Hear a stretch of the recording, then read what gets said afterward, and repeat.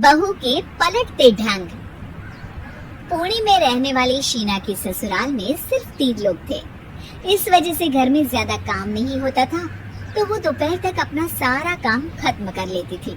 लेकिन उसके बाद वो बोर हो जाती।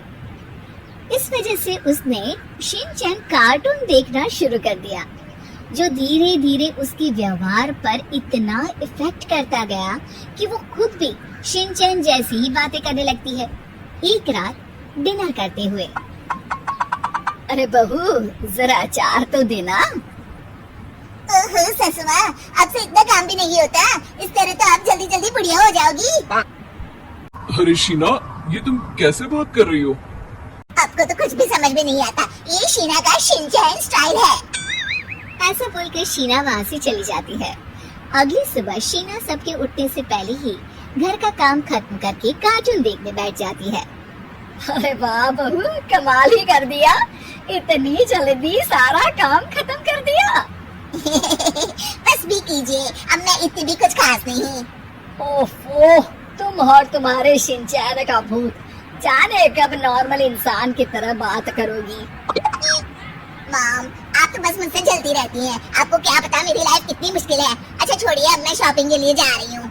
हाँ, तो ये है तुम्हारी मुश्किल लाइफ। शीना शॉपिंग करने मार्केट पहुँच जाती है, जहाँ उसे जय के ऑफिस की एक लड़की मिलती है। हेलो, आप जय की वाइफ है ना? हेलो, मेरा नाम शीना है। मैं 26 साल की हूँ और मुझे शिमला मिर्च बिल्कुल भी पसंद नहीं है, पर शिमला जा सकती हूँ। हाँ। शीना की बात सुनकर लड़की आगे कुछ बोले बिना वहाँ से चली जाती है। कमाल है, आजकल के बच्चों को इंटेलिजेंट लोगों से बात करना आता ही नहीं। शीना शॉपिंग करके घर वापस आती है, जहाँ सास और जय साथ बैठकर आइसक्रीम खा रहे होते हैं। मैं कितने मतलबी लोगों के बीच रह रही हूँ। एक छोटी प्यारी बच्ची के बारे में सोचे बिना सब आइसक्रीम खाने बैठ गए।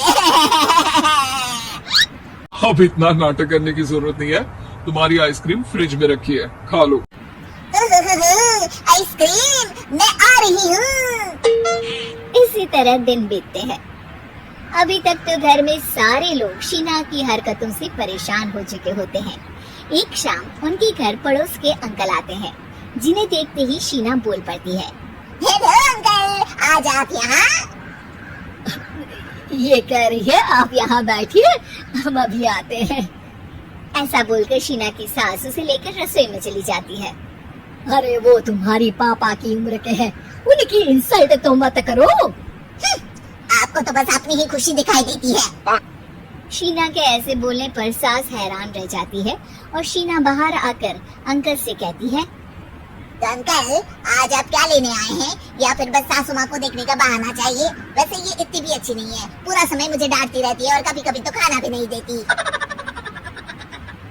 अंकल हैरानी से उसकी ओर देख रहे हैं। तभी उसकी सास वहाँ आती है। अरे शीना, इतना झूठ मत बोलो, मैंने कब तुम्हें खाना नहीं दिया? अरे ऐसा बोलोगी तो तुम्हें आज रात का खाना सच में नहीं मिलेगा। देखा, मैंने कहा था ना, बच्ची पर जुल्म करती है। आप मुझे अपने घर ले चलो अंकल। इस तरह दोनों सास बहू में तू मैं शुरू हो जाती है, जिसे देख अंकल तो डर कर भाग जाते हैं, लेकिन वो दोनों चुप ही नहीं होती। रात को जय के घर वापस आने पर सास उसे शीना की सारी बात बताते हुए कहती है, अरे इसके सर से कार्टून का भूत तो उतारना ही पड़ेगा। मौका या वक्त कुछ देखती ही नहीं, बस बकवास शुरू कर देती है। बात तो आपकी सही है, पर क्या करेंगे? अरे कार्टून देखकर ऐसी बनी है तो इसकी कार्टून ही बंद कर दो। हाँ, कार्टून बंद करके कुछ समझदारी वाली चीजें दिखाते हैं। जियोग्राफी दिखाना शुरू कर दो ना, क्या पता कुछ अकल आ जाए। हाँ, नाइस आइडिया माँ। इस पर जय केबल टीवी पर ज्योग्राफी छोड़कर बाकी सारी चैनल बंद करवा देता है, पर शीना भी किसी से कम नहीं होती। ओहो पतिदेव, अपने आप को बहुत स्मार्ट समझते हो। शीना मोबाइल पर YouTube ऑन करके उस पर शिनचैन देखने लगती है। शीना की इस स्मार्टनेस को देखकर जय तो बेचारा सर खुजलाता ही रह जाता है। हमने इसे जरूरत से ज्यादा अंडर एस्टिमेट कर दिया, अब क्या करें माँ? अरे अरे इंटरनेट बंद करवा दे बेटा।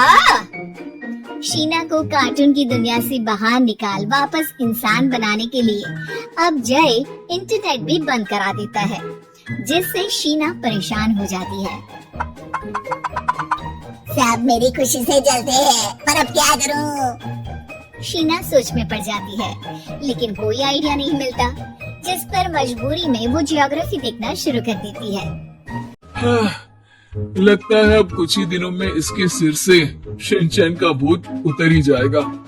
हाँ बेटा, उम्मीद तो यही है। दिन बीतते हैं और घर में सब शीना के बोलने का इंतजार करने लगते हैं, लेकिन शीना टीवी में ऐसी खो जाती है कि उससे पूछे सवालों का हाँ या ना के अलावा और कुछ जवाब ही नहीं देती। देखते ही देखते हफ्ता बीत जाता है, तो सब्र का बांध तोड़ते हुए जय टीवी बंद कर खुद ही शीना से बात करने बैठ जाता है। क्या बात है शीना, पहले तुम ज्योग्राफी देखने को तैयार नहीं थी और जब देखने बैठी तो इसके आगे किसी चीज की कोई सूद ही नहीं, ना किसी से बात करनी, ना घर का कोई काम। अरे माँ कब तक अकेले सब कुछ संभालेंगी? अभी भी तुम्हारे सर से शिनचैन का भूत उतरा कि नहीं? जब मादा भालू नर भालू से बात नहीं करती, तो वो उनका ध्यान अपनी तरफ आकर्षित करने के लिए बिल्कुल यही हरकत करते हैं। तुम नर भालू हो। शीना के ऐसा बोलते ही जय और उसकी मम्मी एक दूसरे की तरफ देख सर पकड़कर बैठ जाते हैं।